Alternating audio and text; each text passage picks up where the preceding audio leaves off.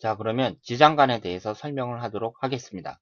이 지장간이라는 것은요, 사주 해석을 하는 데 있어서 아주 중요하고 기본적인 것이라고 할 수 있어요. 제가 그 사주 분석을 할 때 이 지장간을 흔히 숨어있는 에너지 이런 식으로 표현을 했었는데, 정확하게 표현을 하자면 이 지장간이라는 것은 한 달 동안의 기운을 천간으로 표시한 것을 말합니다. 그러니까 여기 인월서부터 해가지고 12월인 축월까지 이렇게 나와 있잖아요. 그러면 이 한 달 동안의 기운을 천간으로 표시를 한 것을 말해요. 그렇기 때문에 지금 이렇게 빨간색으로 되어 있는데요. 이것이 모두 지장간입니다. 천간으로 표시가 되어 있죠. 그러면 이 지장간을 그 암기가 되셔야 되는데요.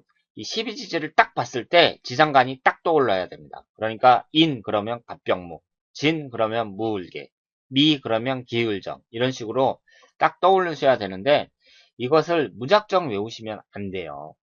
왜냐하면 이 사주명리학이라는 것은요. 다른 학문도 마찬가지겠지만 암기하는 학문이 아니라 이해하는 학문입니다. 그렇기 때문에 그 사주명리학을 공부하시면서 외우려고 하시면 그건 진짜 힘들어요. 너무너무 힘들다는 생각을 하시게 될 겁니다. 그래서 외우는 것이 아니라 이해를 하셔야 된다. 이 점을 강조해 드리고 싶고요. 특히 지장간은 그 원리를 아셔야지 무작정 외우려고 하시면 안 됩니다. 저도 처음에 이 사주명리학을 배울 때 저를 가르쳐 주신 선생님이 이 지장간을 싹 써주시더니 외워라 그러시더라고요. 그러면서 본인도 이걸 외우느라고 상당히 힘들었는데 자네는 젊으니까 금방 외울 수 있을 거야. 이렇게 말씀을 하시더라고요. 그런데 저도 이제 그분한테 배우면서 전부 다 외우라는 거예요. 그래서 나중에 필기를 했는데 두꺼운 대학 노트로 한 권이 넘어요. 그것을 다 외우라는 겁니다.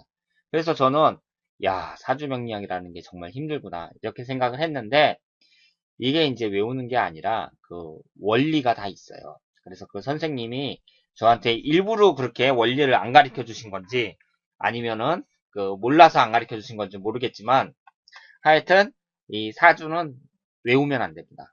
원리를 이해하셔야 돼요. 제가 그러면 지금 이 지장간의 원리에 대해서 자세히 설명을 해드릴 테니까 이것을 잘 들어보시고 그 이해를 잘 하시면 굳이 외울 필요도 없이 저절로 떠오르실 겁니다. 그러면 이 빨간색으로 되어 있는 이 지장간이요. 이 앞에 있는 걸 봉기라 그래요. 뒤에 있는 걸 역이라 그래요. 여기가 이제 남은 에너지 뭐 그런 식으로 생각하시면 되고 봉기는 그 주된 에너지 이렇게 생각을 하시면 됩니다. 그럼 이 앞에 있는 것은요. 이 지장간이라는 것은 그 한 달 동안의 에너지를 천간으로 그 표시했다 그랬잖아요. 그러면 진토 같은 경우는 당연히 토기운이니까 봉기는 무토가 되겠죠. 이 진토는 양토니까 무토라고 표시를 하고 그리고 묘목은 음목이니까 천간으로 표시했을 땐 을목이 나와야겠죠. 이 인이라는 것은 양목을 나타내잖아요. 그러니까 천간으로 표시했을 때는 간목이 나와야겠죠. 이 정도는 알고 계셔야 됩니다. 이렇게 천간 지지를 그 양목은 무엇이고 음목은 무엇이고 그리고 양토는 무엇이고 음토는 무엇이고 이것은 가장 기본적인 거잖아요. 이 천간지지의 가장 기본적인 것이고 이 사주명리학에서 처음에 설명을 드렸는데요. 이 정도는 알고 계셔야 돼요. 그래야 이 지장간을 찾을 수가 있습니다. 자, 그러면 이 사주 그 12지지를 봤을 때 제가 한번 설명을 해볼게요.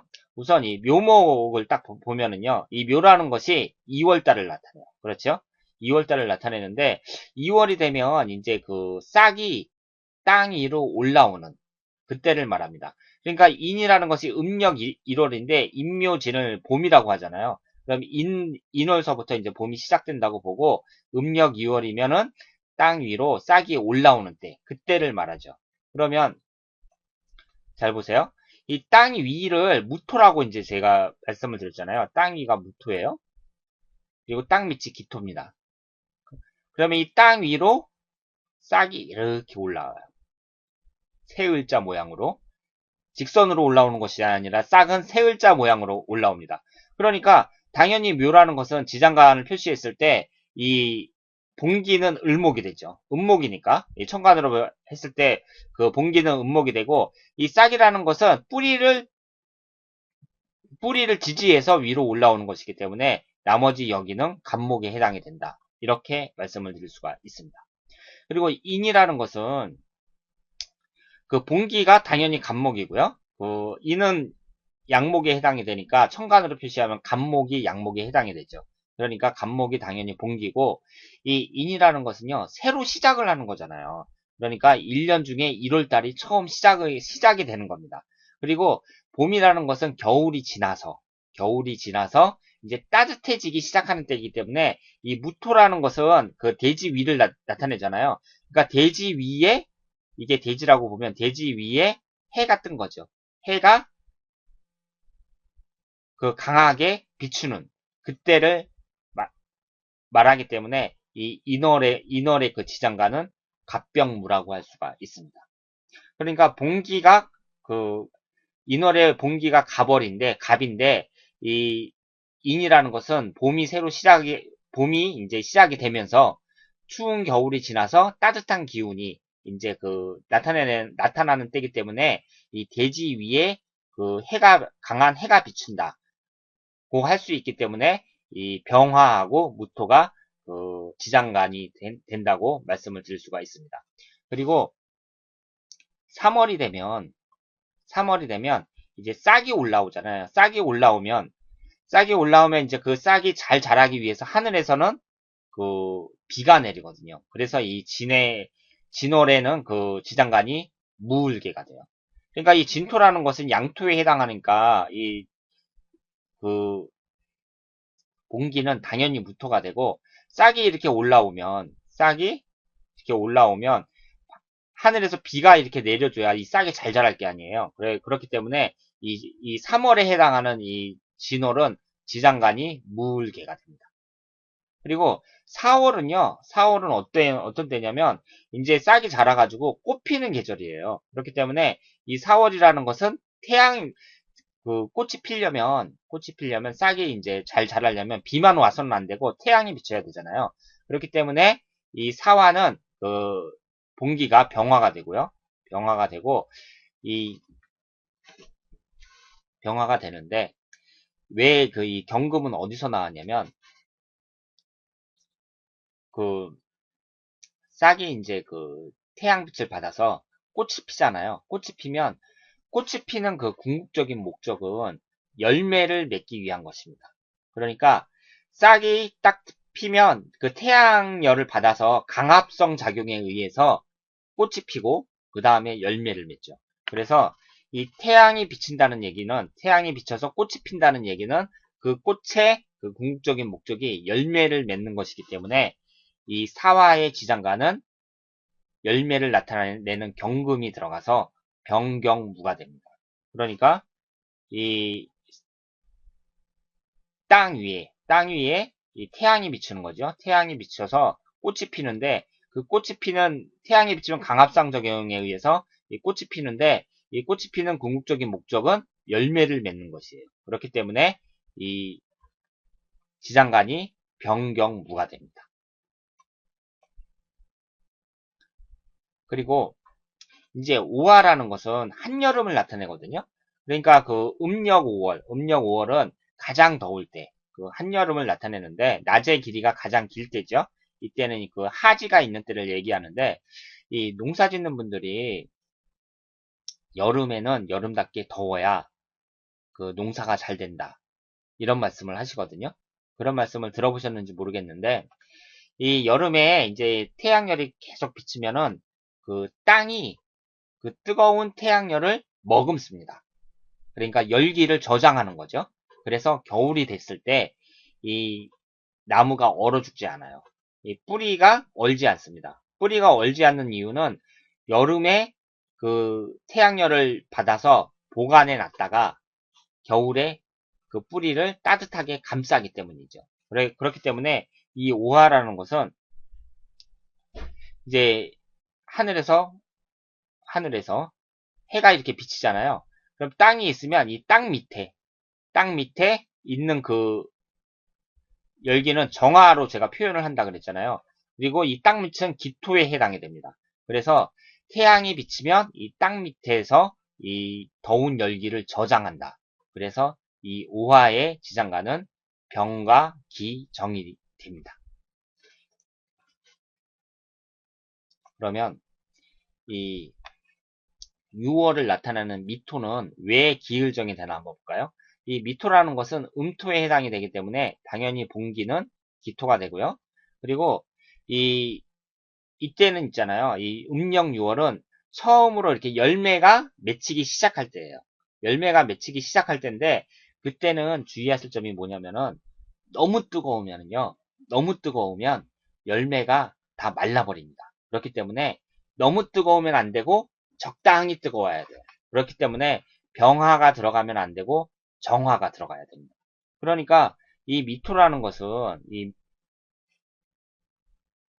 미토라는 것은 이 나무 목자에 짝짝이 하나 더 들어가 있는 거거든요.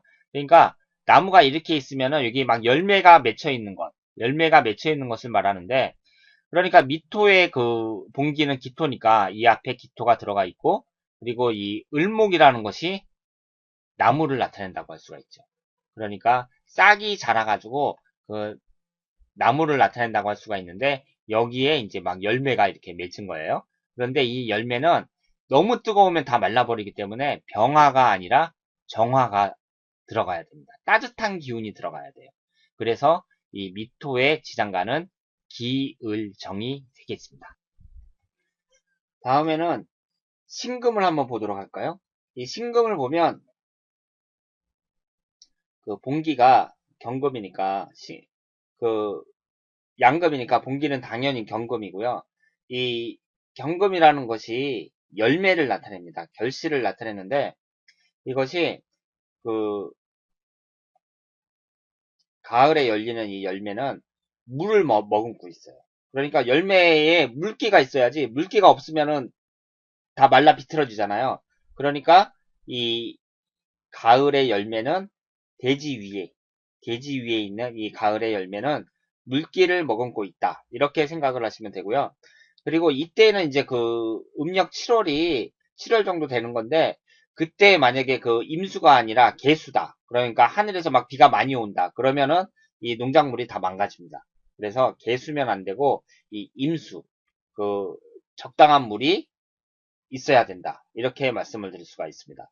그리고 이제 8월이 되면은 이 유금이라는 것은 씨를 나타내요. 씨를 나타내기 때문에 이 제가 경을 앞에다가 썼지만 이 신이라는 것이 그 분기가 되고 이 경금이 그 씨라는 것은 이 열매를 깨고 나오는 것이기 때문에 이 경금이 여기가 되겠습니다.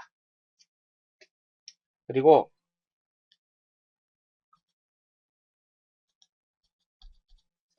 이제 그 수월이 되면 음력 9월이라고 할 수가 있는데 그때는 이제 그 다음 해에 쓸 씨를 그 보호해야 되기 때문에 여기에 보시는 이 술토는 당연히 그 양토니까 이 봉기가 무토가 되고 그리고 그 이 씨를 갖다가 따뜻한 기운으로 땅 속에 있는 따뜻한 기운으로 보호해 준다. 그래서 이 신하고 정이 그 여기가 되겠습니다.